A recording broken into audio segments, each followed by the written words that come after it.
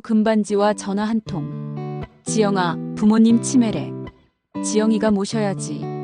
오빠의 그 한마디가 전화기 너머로 들려왔을 때 저는 설거지하던 손을 멈출 수밖에 없었습니다. 손에 쥔 접시가 미끄러져 싱크대에 떨어졌고 그릇 깨지는 소리가 부엌에 울려 퍼졌습니다. 안녕하세요. 저는 김지영, 올해 58입니다. 이 나이에 무슨 사연이냐고요? 제 이야기를 시작하기 전에 혹시 구독과 좋아요 눌러주셨나요? 여러분의 작은 관심이 저 같은 평범한 딸들에게는 정말 큰 힘이 되거든요. 오빠의 전화를 받고 저는 그 자리에 주저앉고 말았습니다. 10년 전 그날이 눈앞에 선명하게 떠올랐거든요. 부모님 집 거실에 온 가족이 모였던 그날. 아버지는 등기권리증을 꺼내들고 엄숙한 표정으로 말씀하셨습니다. 민수야, 이제 이 집은 내 거다. 아들이 집을 받는 게 당연한 거니까. 저는 그날 거실 구석에 조용히 앉아 있었습니다. 마치 제가 그 자리에 없는 사람처럼 아무도 제게 눈길 한 번 주지 않았어요. 오빠는 당연하다는 듯이 서류를 받았고 올케 선희 씨는 환하게 웃으며 시어머니 손을 꼭 잡았습니다. 그때 어머니가 손가락에 금반지를 빼시더니 제가 아니라 올케에게 건네셨어요. 선희야, 이거 받아. 시어머니 마음이야. 어머니, 이렇게 귀한 걸 제가 어떡해요. 괜찮아. 우리 며느리 고생 많으니까. 제 심장이 쿵 내려앉는 소리가 들렸습니다. 그 금반지는 어머니가 평생 끼고 계셨던 거였어요. 제가 어렸을 때 그 반지를 만지면서 물어본 적이 있었거든요. 엄마, 이 반지 정말 예쁘다. 나중에 놔줄 거야? 그때 어머니는 웃으며 말씀하셨어요. 그래, 지영이 시집 갈 때 줄게. 하지만 제가 결혼할 때 그 반지는 주어지지 않았습니다. 어머니는 아직은 엄마가 끼고 있어야지라고 하셨고 저는 나중에 주시겠지 하고 기다렸어요. 그런데 그날 그 반지는 올케의 손가락에 끼워졌습니다. 올케의 손가락에서 반짝이는 금반지를 보면서 저는 깨달았어요. 아, 나는 정말 이 집안에서 딸이 아니라 시집간 사람, 남의 집 사람이구나. 정말이지 그날 이후로 저는 친정을 우리 집이라고 부를 수 없게 되었습니다. 증여식이 끝나고 집으로 돌아오는 차 안에서 남편에게 물었어요. 여보, 나는 왜 아무것도 못 받는 거야? 남편 정훈 씨는 한참을 침묵하다가 짧게 대답했습니다. 원래 그런 거 아니야? 아들이 받는 게. 그 말을 듣는 순간 저는 입을 다물었습니다. 아, 우리 남편도 똑같은 생각이구나. 딸은 당연히 배제되는 게 맞다고 여기는구나. 그날 밤 저는 혼자 이불을 뒤집어 쓰고 울었습니다. 소리내지 않고 남편 모르게 조용히. 평생 그렇게 울어왔듯이요. 사실 저는 그 집을 위해 정말 많은 것을 포기했습니다. 20살 때였어요. 대학 합격 통지서를 받았을 때 아버지가 말씀하셨죠. 지영아, 미안한데 민수 대학 등록금이 부족하구나. 내가 좀 참아줄래? 아빠, 저도 대학 가고 싶은데요. 여자애가 무슨 대학이야. 시집이나 잘 가면 되지. 오빠 공부시켜야 우리 집안 일으켜 세우지. 결국 저는 대학을 포기하고 회사에 취직했습니다. 그리고 제 월급에서 매달 50만 원씩 오빠 학비를 보탰어요. 4년 동안요. 오빤 그 돈으로 대학을 졸업하고 부모님이 주신 사업자금으로 사업을 시작했습니다. 저는 26에 중매로 결혼해서 남의 집 며느리가 되었죠. 그런데 참 아이러니하게도 결혼 후에도 저는 친정일을 계속했습니다. 명절 때마다 저 혼자 새벽부터 나가서 친정제사 음식 준비하고 제사 끝나면 저 혼자 설거지하고 올케는 거실에서 핸드폰만 들여다보고 있었어요. 언니, 제가 며느리 입장이라 좀 그래요. 이해해 주시죠? 그 말을 들을 때마다 가슴이 답답했지만 저는 괜찮아. 내가 할게라고 대답했습니다. 부모님이 편찮으시면 병원에 모시고 가는 것도 저였어요. 오빠는 항상 지영아, 나 회사 일 때문에 바빠. 미안해라며 빠졌고요. 그렇게 30년을 살았습니다. 친정딸로서 해야 할 일은 다 하면서도 정작 딸로서 받아야 할 것은 하나도 받지 못한 채로요. 그리고 10년 전 그 증여식 날, 아버지의 그 한마디가 제 가슴에 못을 박았습니다. 지영아, 서운해하지 마라. 딸은 시집 가면 남의 집 사람이야. 아들이 재산 받는 게 당연한 거지. 넌 착하니까 이해할 줄 알았다. 착하니까 이해한다고요? 저는 착한 게 아니라 그냥 말할 수 없었던 거예요. 딸이라는 이유로 평생 참아야 했던 거라고요. 그날 이후로 저는 친정 방문 횟수를 줄였습니다. 명절에도 몸이 아프다는 핑계를 대고 가지 않았어요. 부모님 생신에도 용돈만 보내고 얼굴은 비추지 않았죠. 오빠는 이따금 전화해서 지영아, 요즘 왜 안 와? 부모님이 서운해하시는데라고 했지만 저는 바빠서 그래라고 짧게 답했습니다. 진짜 이유는 말하지 않았어요. 그 집에 가면 금반지 낀 올케 손이 자꾸 눈에 밟혀서 제 것이었어야 할 방이 오빠 부부. 침실이 된 걸 보는 게 괴로워서 그래서 갈 수 없다고는 차마 말할 수 없었습니다. 그렇게 10년이 흘렀습니다. 그리고 오늘 오빠에게서 전화가 왔습니다. 지영아, 부모님 병원 데려갔는데 치매래. 아버지는 중기, 어머니는 초기. 그래서 지영아가 모셔야지. 나는 바쁘고 선희도 며느리 입장이라 어렵다잖아. 그 순간 저는 웃음이 나왔습니다. 허탈한 웃음이었죠. 재산은 아들이 받는 게 당연하다며 다 가져가더니 이제 부모 모시는 건 딸이 하는 게 당연하다고요? 오빠가 모시는 게 맞지 않아? 집도 받았잖아. 지영아, 그게 무슨 상관이야? 부모 모시는 게 재산이랑 무슨 관계가 있어? 그건 자식의 도리지. 그럼 나는 자식 아니야? 지영아가 딸이잖아. 딸이 세심하게 잘 돌보지. 나는 남자라 그런 거 잘 못해. 전화를 끊고 나서 저는 한참을 멍하니 앉아 있었습니다. 58해를 살면서 저는 단 한 번도 제가 원하는 대로 살아본 적이 없었습니다. 항상 누군가를 위해 누군가의 기대에 맞춰 착한 딸로, 착한 아내로, 착한 엄마로 살았어요. 그런데 이제 와서 부모님까지 제 짐으로 떠넘기려고 하다니. 정말이지 이번만큼은 제가 원하는 대로 하고 싶었습니다. 하지만 마음 한편으로는 죄책감도 밀려왔어요. 부모님을 모시지 않으면 불효녀가 되는 건가? 그렇다면 오빠는 뭔가? 재산은 다 받고 책임은 안 지는데? 그날 밤 저는 잠을 이룰 수 없었습니다. 창밖을 보면서 생각했어요. 도대체 나는 언제 김지영으로 살 수 있을까? 누군가의 딸도 누군가의 아내도 누군가의 엄마도 아닌 그냥 나 자신으로요. 휴대폰 화면이 다시 밝아졌습니다. 오빠에게서 온 문자였어요. 지영아, 이번 주 토요일에 우리 집으로 와. 가족회의 할 거야. 부모님 일 의논해야지. 가족회의라고요? 아니, 그건 회의가 아니라 통보겠죠. 이미 정해진 결론을 제게 강요하는. 하지만 이번만큼은 제가 달라져야 할 것 같았습니다. 해시태그 2챕터 가족회의라는 이름의 통보. 토요일 오후 저는 오빠 집 앞에 서서 한참을 망설였습니다. 현관 초인종을 누르기 전 심호흡을 깊게 해야 했어요. 가슴이 두근거리고 손바닥에는 땀이 맺혔습니다. 가족회의라는 말이 얼마나 허울 뿐인지 저는 이미 알고 있었거든요. 초인종을 누르자 올케 선희 씨가 문을 열었습니다. 손가락에는 여전히 그 금반지가 반짝이고 있더군요. 언니 오셨어요? 어서 들어오세요. 겉으로는 공손했지만 그 목소리에는 온기가 없었습니다. 마치 택배 기사를 대하듯 형식적인 인사였어요. 현관을 들어서자마자 오빠의 목소리가 거실에서 들려왔습니다. 지영아 왔어? 빨리 들어와. 저는 신발을 벗으며 오빠 집안을 둘러봤습니다. 10년 전 부모님이 증여하신 이 집.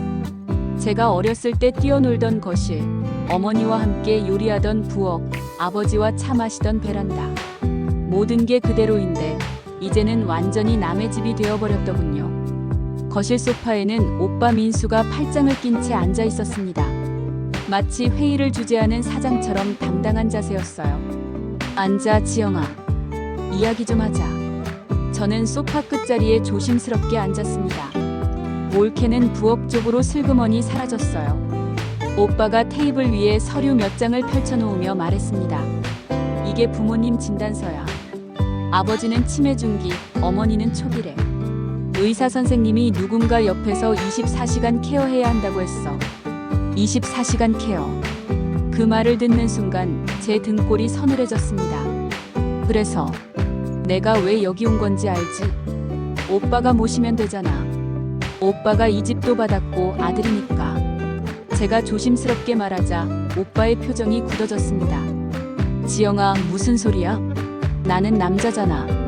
부모님 수발드는 건 딸이 해야지. 세심하게 잘하잖아. 세심하게 잘한다고요? 그건 핑계였습니다. 그냥 귀찮으니까 저한테 떠넘기려는 거죠. 오빠, 나도 직장 다녀. 나도 바빠. 지영아 파트타임 하잖아. 나는 회사 경영한다고. 차원이 다르지. 파트타임이라고요? 저는 매일 6시간씩 일합니다. 집에 돌아와서는 남편과 시부모님 뒷바라지도 해야 하고요. 그런데 그건 일이 아니라는 건가요? 정말이지 가슴에 뭔가 뜨거운 게 치밀어 올랐습니다. 오빠는 재산 받았잖아. 이 집도 사업 자금도 다 받았잖아요. 그 말을 꺼내는 순간 오빠의 얼굴이 붉어졌습니다. 지영아, 그게 지금 무슨 상관이야? 재산 문제랑 부모 모시는 건 별개지. 효도가 돈이랑 무슨 상관이야? 별개라고요? 제가 대학 포기하고 오빠 학비 보탤 때는 가족이니까 당연하다고 했으면서 재산 나눌 때는 딸은 남의 집 사람이라고 했으면서 이제 와서 부모 모시는 건 효도는 돈과 별개라고요? 그때 부엌에서 올케 선희 씨가 차를 들고 나왔습니다. 오빠 앞에만 찻잔을 놓고 제 앞에는 놓지 않더군요. 오빠, 차 드세요. 저는 없는 사람 취급이었습니다. 올케가 다시 부엌으로 돌아가려 하자 오빠가 불렀습니다. 여보, 당신도 앉아봐.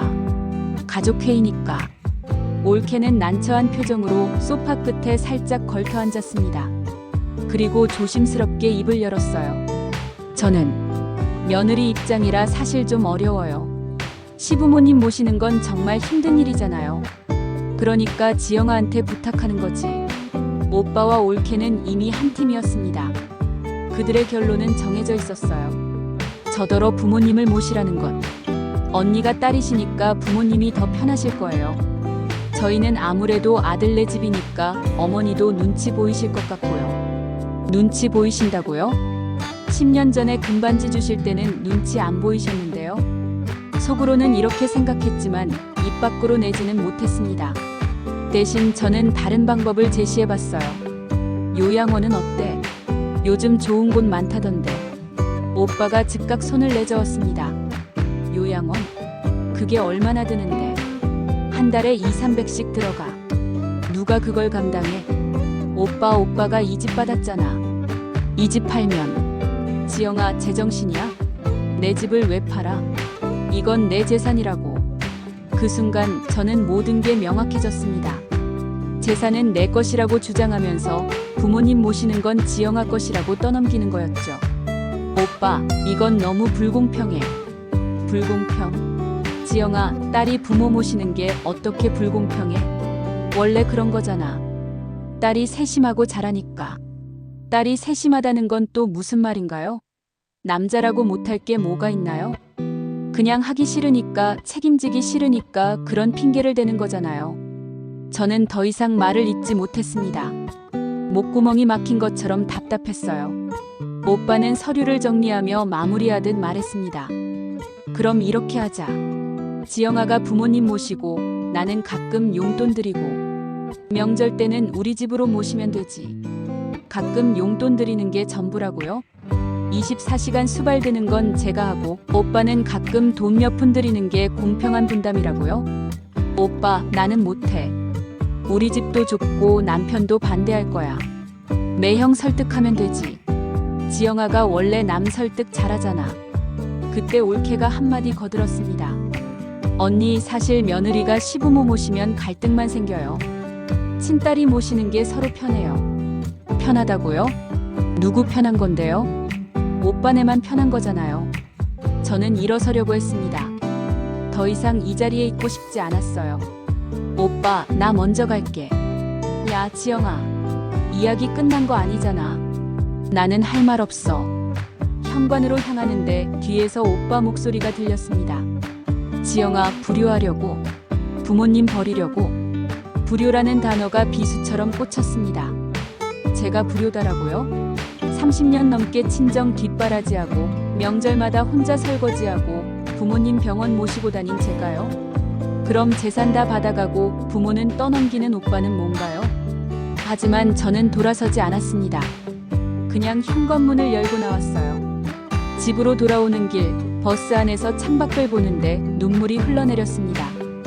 옆자리 할머니가 휴지를 건네주시더군요. 아가씨, 무슨 일 있어요? 저는 고개를 저었습니다.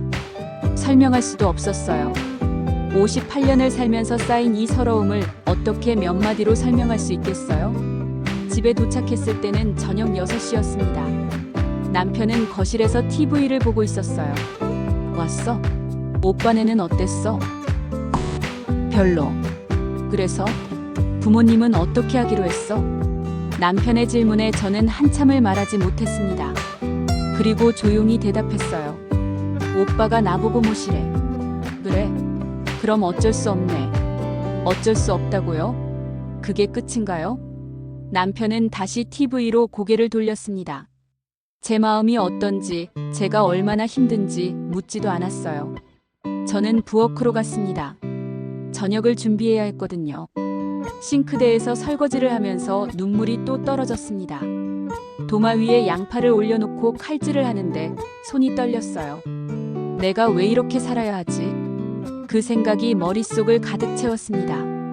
친정에서는 딸이라는 이유로 모든 걸 빼앗겼고, 시댁에서는 며느리라는 이유로 온갖 걸 감내해야 했고, 내 집에서조차 아내이자 엄마라는 이유로 제 감정은 뒷전이었어요. 그럼 나는 언제 김지영이 될 수 있는 건가요? 칼을 내려놓고 싱크대에 두 손을 짚었습니다. 고개를 떨구고 깊게 숨을 쉬었어요. 정말이지, 이번만큼은 제가 원하는 대로 하고 싶었습니다. 부모님을 사랑하지 않는 건 아니에요. 하지만 이건 불공평합니다. 오빠는 모든 걸 받고도 책임은 지지 않고, 저는 아무것도 받지 못했는데 모든 책임을 떠안으라고 하다니요. 그날 밤 저는 휴대폰을 열어 인터넷 검색을 시작했습니다. 딸의 부양 의무재산 상속과 부양 책임 요양 시설 비용. 화면을 내리며 여러 글들을 읽었어요. 그리고 알게 되었습니다. 법적으로는 아들이든 딸이든 부양 의무가 동등하다는 것을요. 그렇다면 왜 저만 이 짐을 져야 하나요? 왜냐하면 제가 평생 착한 딸이었으니까요. 항상 참고 양보하고 희생하는 딸이었으니까요. 그렇게 살아온 게 58년입니다. 이제 남은 인생은 얼마나 될까요? 한 20년, 30년? 그 시간마저 남을 위해 살아야 하나요? 휴대폰 화면에 오빠에게서 온 문자가 떴습니다. 지영아, 다음 주까지 생각해봐. 부모님 언제 모실 건지. 요양원은 비용 때문에 안 돼. 지영아가 해야 해. 저는 그 문자를 읽고 또 읽었습니다. 지영아가 해야 해. 왜요? 왜 제가 해야 하죠? 그 질문에 대한 답을 찾을 수가 없었습니다. 아니, 답은 있었어요. 그냥 오빠가 하기 싫으니까. 그게 전부였습니다. 창밖을 보니 달이 떠 있었습니다. 둥근 보름달이었어요. 저 달은 매달 차고 기울기를 반복하지만 제 인생은 계속 기울기만 하는 것 같았습니다. 이번만큼은, 정말 이번만큼은 달라져야 할 것 같았습니다.